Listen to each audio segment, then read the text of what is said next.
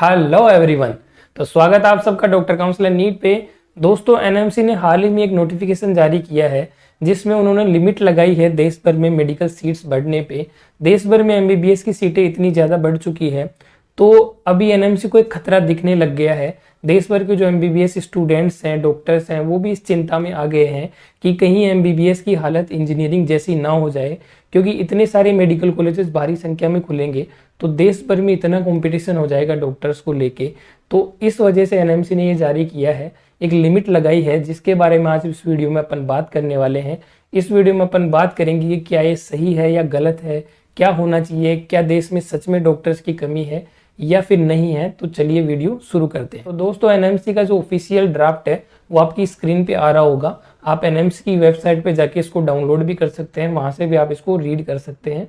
तो एनएमसी ने इसमें क्लियरली बोला है कि मेडिकल एजुकेशन की क्वालिटी को मेंटेन करने के लिए, डॉक्टर्स की क्वालिटी को मेंटेन करने के लिए अब जरूरत आन पड़ी है कि एमबीबीएस सीटों पे एक लगाम लगाई जाए, इतनी ज़्यादा नहीं बढ़ी जाए।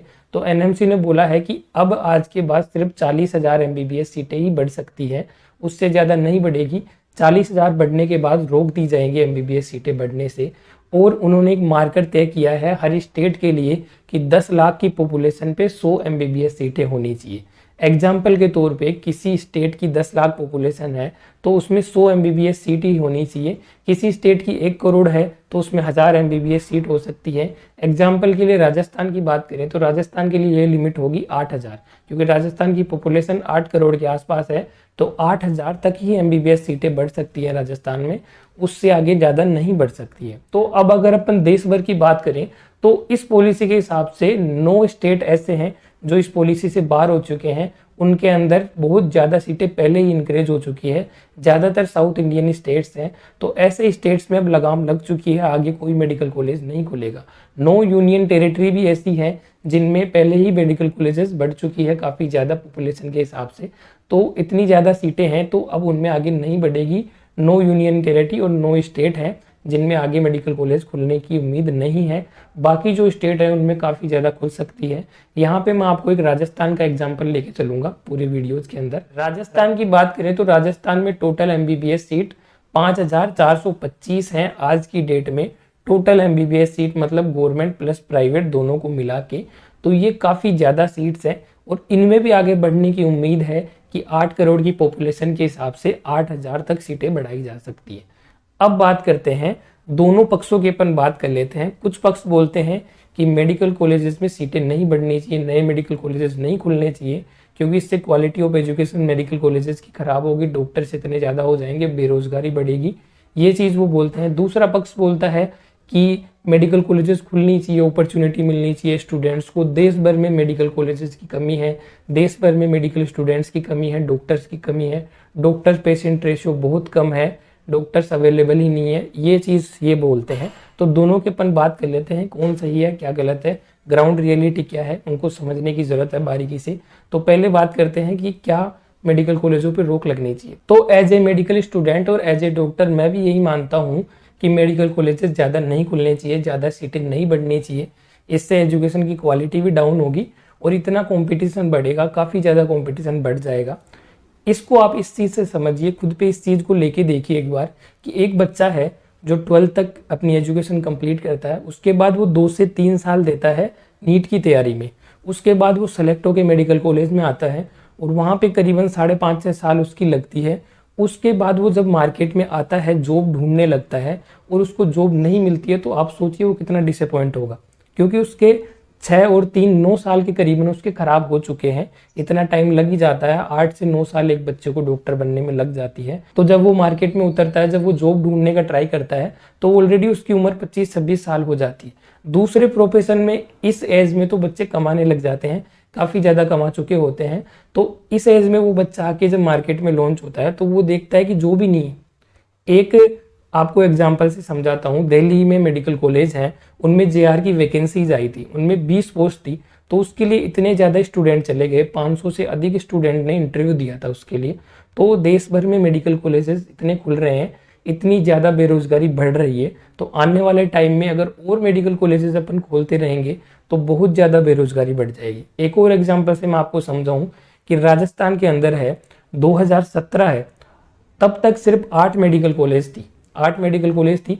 और अब कितनी है, अब 26 मेडिकल कॉलेजेस हो चुकी है। गवर्नमेंट की मैं बात कर रहा हूँ ओनली। टोटल एमबीबीएस सीट मतलब गवर्नमेंट प्लस प्राइवेट 2017 तक बात करें तो 2500-2600 के अराउंड थी, और आज 5500 के अराउंड है। 5500 सीटें हो चुकी हैं, मतलब 3000 सीटें ऐड हो चुकी है एक्स्ट्रा।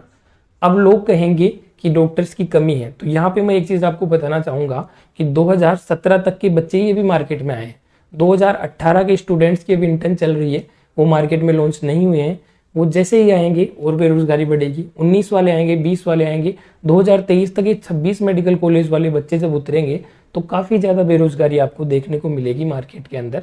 अभी इतनी बुरी हालत हो रही है कि आप राजस्थान में एमओ की वैकेंसीज देखोगे, मेडिकल ऑफिसर्स जो गवर्नमेंट जॉब होती है सीएससी पीएससी पे लगाते हैं, जिनको एमओ होते हैं, उनकी आप बात करोगे तो वो करीबन 800,000 आती है हर 2 साल में। हर 2 साल में उनका कोई फिक्स नहीं है, कभी 2 साल से आती है, कभी 3 साल से आती है। 800 से 1000 वैकेंसी आती है, और उनके लिए एग्जाम देने वाले करीबन 8-10 हजार बच्चे होते हैं। तो आप सोच सकते हैं हर 10 में से एक बच्चा ही पास कर पाता है इस एग्जाम को, हर 10 में से एक बच्चा ही जॉब लग पाता है। बाकी बच्चे या तो कोई प्राइवेट हॉस्पिटल में जॉब ढूंढ लेते हैं, या फिर आगे की पढ़ाई कंटिन्यू कर लेते हैं, पोस्ट ग्रेजुएट कर लेते हैं, पीजी कर लेते हैं किसी भी ब्रांच में, उसके बाद जॉब के लिए ट्राई करते हैं। तो ये हालत है अपने राजस्थान के अंदर अभी से। तो आप जब सोचिए 2018, 19, 20 ये जब बैचेस आएंगे तब इतनी पोस्ट पे कितने ज्यादा बच्चे हो जाएंगे, काफी ज्यादा। ये तो सिर्फ 2500 बच्चे थे, जो राजस्थान के पुराने बच्चे थे 2500-2600 बच्चे थे, वो फाइट कर रहे थे अभी तक। तो अब आगे आएंगे, इतना कंपटीशन बढ़ जाएगा, और आगे भी मेडिकल कॉलेजेस में सीटें बढ़ेंगी, मेडिकल कॉलेज खुलेंगे तो बहुत ज़्यादा सीटें बढ़ेंगी। इस वजह से बहुत ज़्यादा कंपटीशन हो जाएगा, टफ होता जाएगा कंपटीशन दिन ब दिन, इतने साल खराब करने के बाद भी।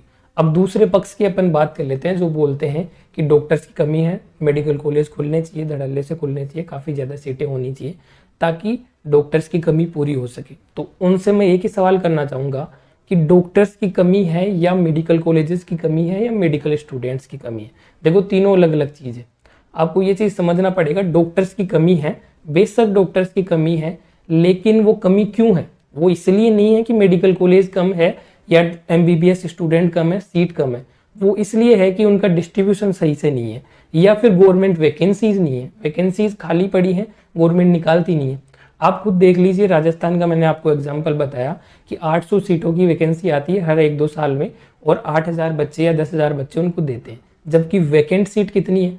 4-5 हजार के अराउंड वैकेंट सीट राजस्थान में पड़ी है, जिन पे गवर्नमेंट निकालती नहीं है वैकेंसी। गवर्नमेंट को निकालना चाहिए ना ये तो, क्योंकि जो ऑलरेडी काबिल है बच्चे वो मार्केट में है, पहले से 8-10 हजार बच्चे हैं। ऐसा तो है नहीं कि ये काबिल नहीं है, इन्होंने नीट फाइट करी है, इन्होंने एमबीबीएस पास करी है। एमबीबीएस में मिनिमम 50% मार्क्स रिक्वायर्ड होते हैं, 75% अटेंडेंस रिक्वायर्ड होती है।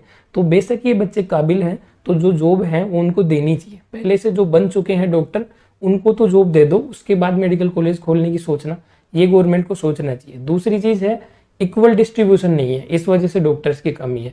आप किसी शहर में जाओगे तो आपको गली गली में डॉक्टर मिलेगा, और आप गांव में जाओगे तो एक भी डॉक्टर नहीं मिलेगा। आप बहुत सारे रूरल एरिया जैसे हैं बाड़मेर, जैसलमेर, इस साइड आप जाओगे ना तो आपको बहुत सारे ऐसे गाँव में पीएससी सीएससी में भी डॉक्टर आपको नहीं देखने को मिलेंगे, क्योंकि लोग वहाँ रहना नहीं चाहते। गाँव में बहुत कम डॉक्टर्स जॉब करना चाहते हैं, सिटी में करना चाहते हैं। तो गवर्नमेंट को सोचना चाहिए कि कैसे गाँव में डॉक्टर्स को लाया जाए।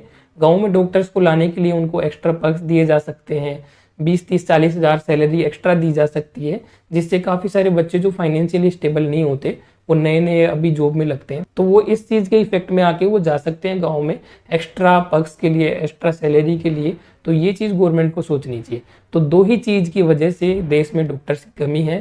पहला है इक्वल डिस्ट्रीब्यूशन नहीं है, और दूसरा जो डॉक्टर पहले से हैं उनके पास जॉब नहीं है।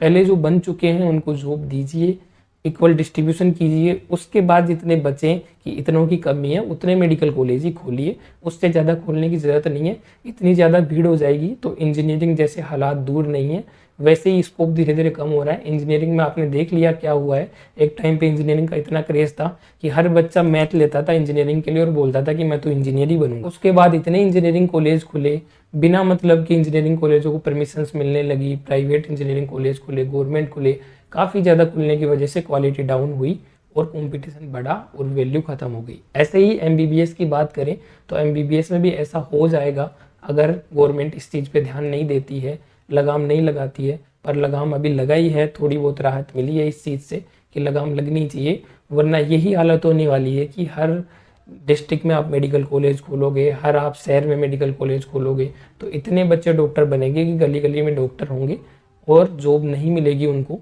फिर बच्चे इस स्कोप में आना नहीं चाहेंगे, क्योंकि कोई भी अपने ज़िंदगी के 10 साल ऐसी जॉब में ख़राब नहीं करना चाहेगा जो डिसाइड ही ना हो, जिसको पता ही नहीं हो कि 10 साल बाद क्या होगा, जॉब मिले ना मिले, हमको नेक्स्ट देना पड़ेगा, हमको ये एग्जाम में फाइट करनी पड़ेगी, उसके बाद भी जॉब की सिक्योरिटी नहीं है। तो ऐसा बच्चा क्यों करेगा कि 10 साल वो खराब करे इस फील्ड में। तो इन सब का कंक्लूजन यही है कि गवर्नमेंट को क्वालिटी में सुधार करना चाहिए, क्वालिटी अच्छी करनी चाहिए मेडिकल कॉलेजेस की जो पहले से एग्जिस्ट करते हैं, जॉब्स ज़्यादा बढ़ानी चाहिए, जितनी वैकेंसीज खाली है, जहाँ जहाँ पे डॉक्टर्स की कमी है वहाँ पे डॉक्टर्स की कमी पूरी करनी चाहिए।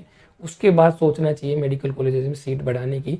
लेकिन गवर्नमेंट ऐसा करती क्यों नहीं है? क्योंकि क्लियर कट रीजन आप देख सकते हैं, जब गवर्नमेंट मेडिकल कॉलेज खोलेगी तो उससे उसको फायदा होगा। आजकल ऑटोनोमस मोड वाले मेडिकल कॉलेज खुल रहे हैं जिनमें पेमेंट सीट होगी, गवर्नमेंट सीट होगी, एनआरआई सीट होगी, पैसा ही पैसा आएगा, ऑटोनोमस मोड में चलेगा, थोड़ा बहुत पैसा ही उनको देना पड़ेगा और वोट बैंक भी बढ़ेगा कि इतने मेडिकल कॉलेजेस हमने खोले हैं। तो ओवरऑल क्या होगा, लेकिन इधर से जॉब क्रिएट नहीं करेंगे, क्योंकि जॉब क्रिएट करेंगे तो क्या होगा, जॉब क्रिएट करने से इनको सैलरी देनी पड़ेगी मंथली इतने सारे डॉक्टर्स को। तो गवर्नमेंट का फायदा इस चीज में है कि वो मेडिकल कॉलेज खोले और जॉब को कम करती जाए, जॉब इतनी ज्यादा नहीं बढ़ाए। इसलिए गवर्नमेंट अपना फायदा देखती है और एक स्लोगन चला देती है कि हम मेडिकल कॉलेज इसलिए खोल रहे हैं कि देश में डॉक्टर्स की कमी है, और जनता बन जाती है पागल कि हाँ डॉक्टर्स की कमी है, एक्चुअल में कमी है, इसलिए इन्होंने अच्छा काम किया है, मेडिकल कॉलेजेस ज़्यादा खोले हैं, हमारे बच्चों को जॉब मिल रही है, हमारे बच्चों को मेडिकल कॉलेज में एडमिशन मिल रहा है, अच्छा हो रहा है। लेकिन अच्छा नहीं होगा अल्टीमेटली, आज अच्छा हो रहा है लेकिन बाद में जब बच्चा एमबीबीएस पास आउट होकर निकलेगा तो जॉब नहीं मिलेगी, बेरोजगार रहेगा, तो बहुत ही बुरा होगा। तो ये चीज़ आपको समझनी है। तो दोस्तों एनएमसी के ड्राफ्ट के बारे में और जो कमियां हैं उनके बारे में मैंने आपको बता दिया है, कैसे सुधार किया जा सकता है वो भी मैंने आपको बता दिया है। तो ये था आज की इस वीडियो में। आप हमारे चैनल को सब्सक्राइब कीजिए, बेल आइकन प्रेस कीजिए ताकि ऐसे ही वीडियोज आपको मिलते रहें। तो मिलते हैं नेक्स्ट वीडियो में, तब तक के लिए जय हिंद।